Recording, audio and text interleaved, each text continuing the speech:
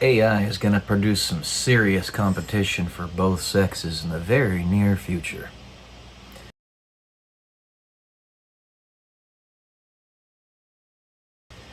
Welcome to day 204 and tell me YouTube millionaire.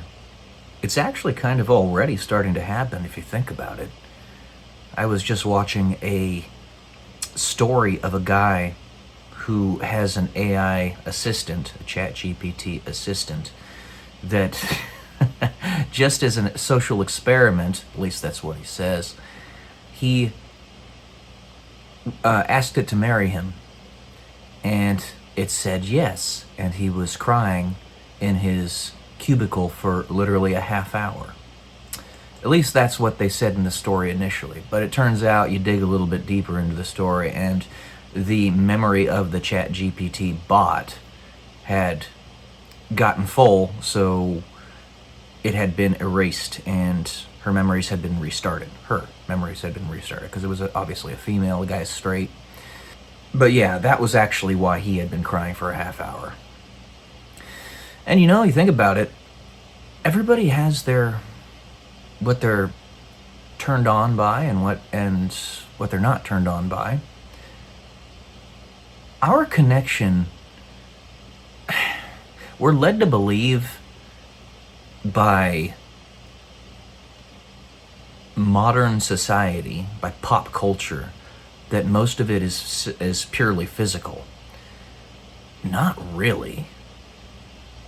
Especially with those who are of higher levels of sophistication and intelligence, it tends to be that they're looking for more of an internal heart-to-heart bond, a connection in that regard. I'm one of those people. While the candy coating of the outside is nice, it doesn't mean that much to me. It means a little bit, but not much. It just basically acts as a first impression, and I always say that. But if it turns out that that first impression is incredibly good, and then you dig a little deeper, and it's even better, just imagine. Just imagine what you can get from that. How happy you will make your partner. But it turns out this guy, with this AI bot girlfriend and fiance, was already married to a real life woman with a child, or at least they were partners.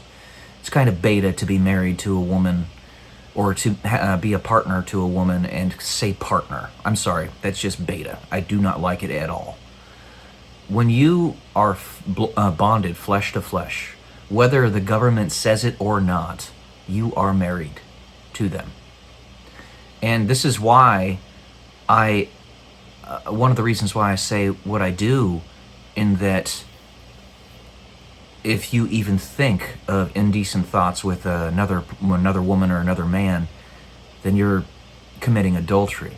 You have to understand, we already, in the modern day, have sex outside of wedlock and with multiple partners.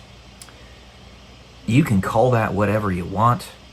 You can try to justify that in whatever way you want. Say, oh my goodness, I want to test the car before I buy it. You're still married to him. You're still married to him.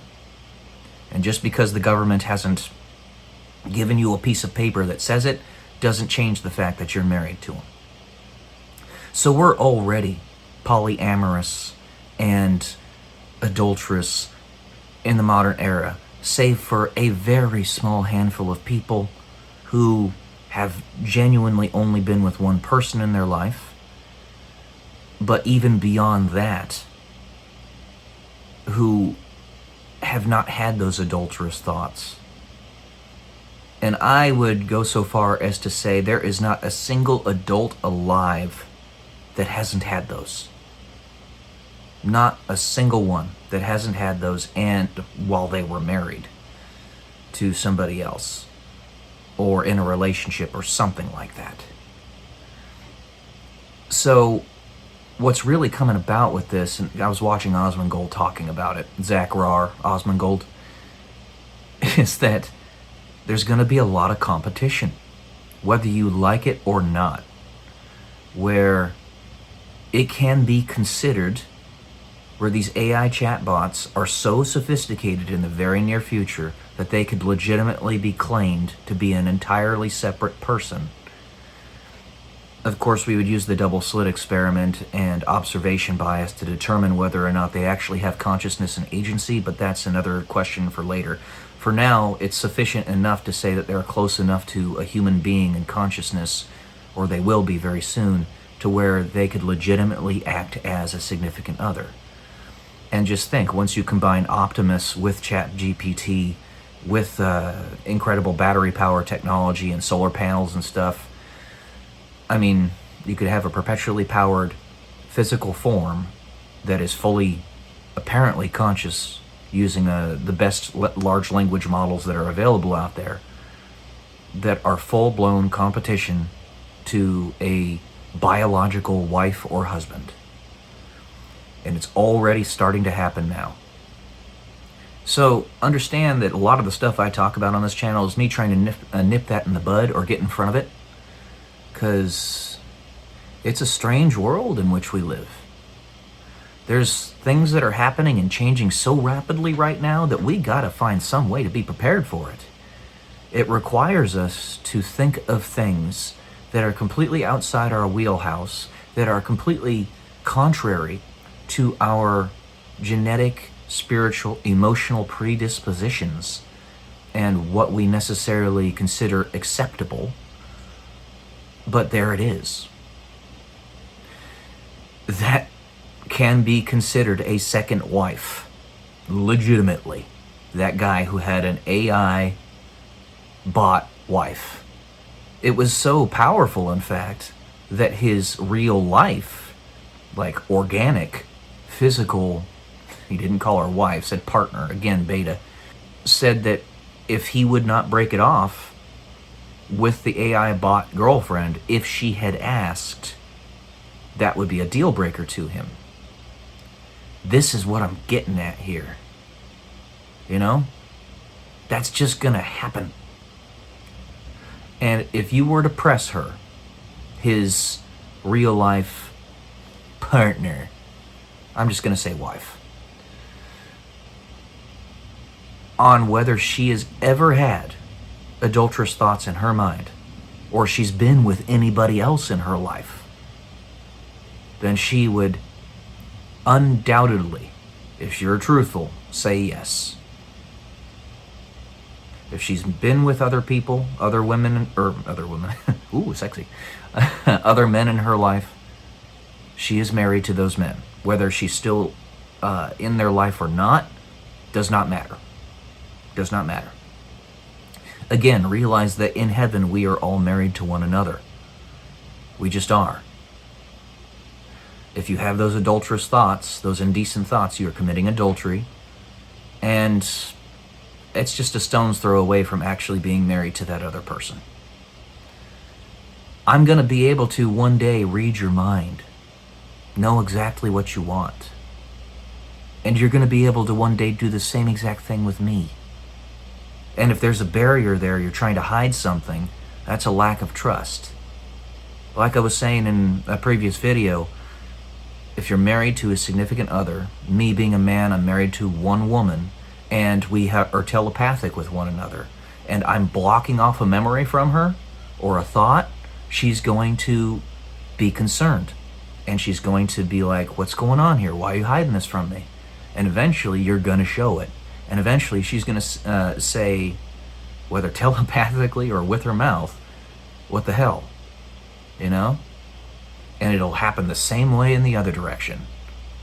That's going to happen, guys. There's still so many of you out there that are having so much difficulty with this, and I understand. I get it. It's weird. But we're not just going to end here in this generation. We're going to keep on living. Humanity is going to survive all of this mess. And we're bridging that gap, colliding the timelines to where there isn't destruction. And we're actually going to be in heaven with Jesus very soon here. And that's going to be part of it. You don't need sex in heaven necessarily, but why would you cut that off? It's such a beautiful thing. It feels really good, both emotionally and physically. It's just amazing. It's the full expression of love from one person to another, or multiple people at the same time. Oh. I'm sorry. I'm being a little bit overblown here.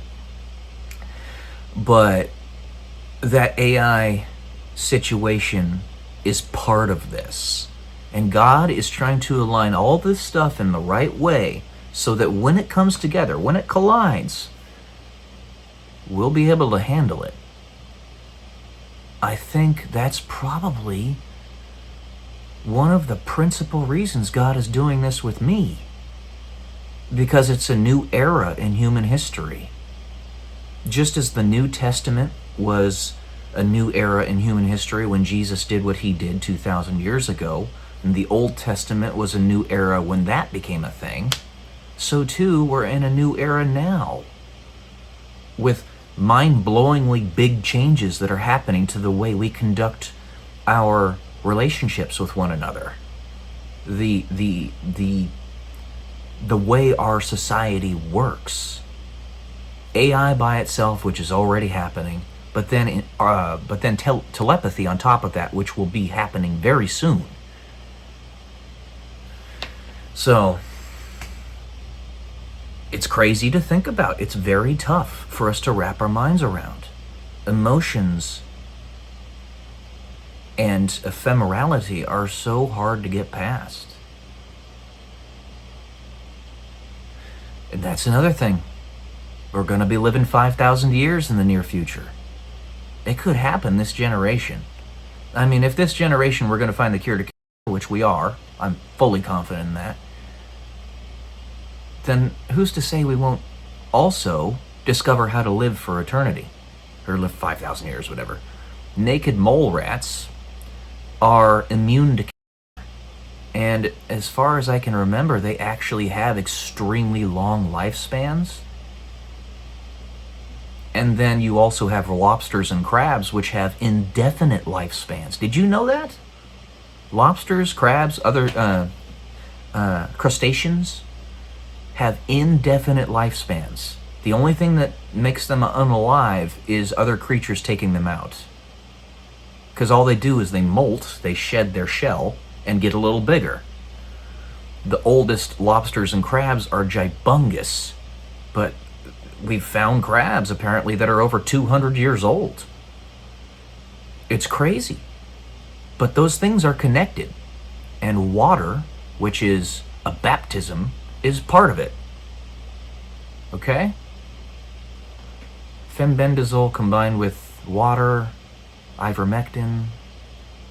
Gosh dang it, I said the C word.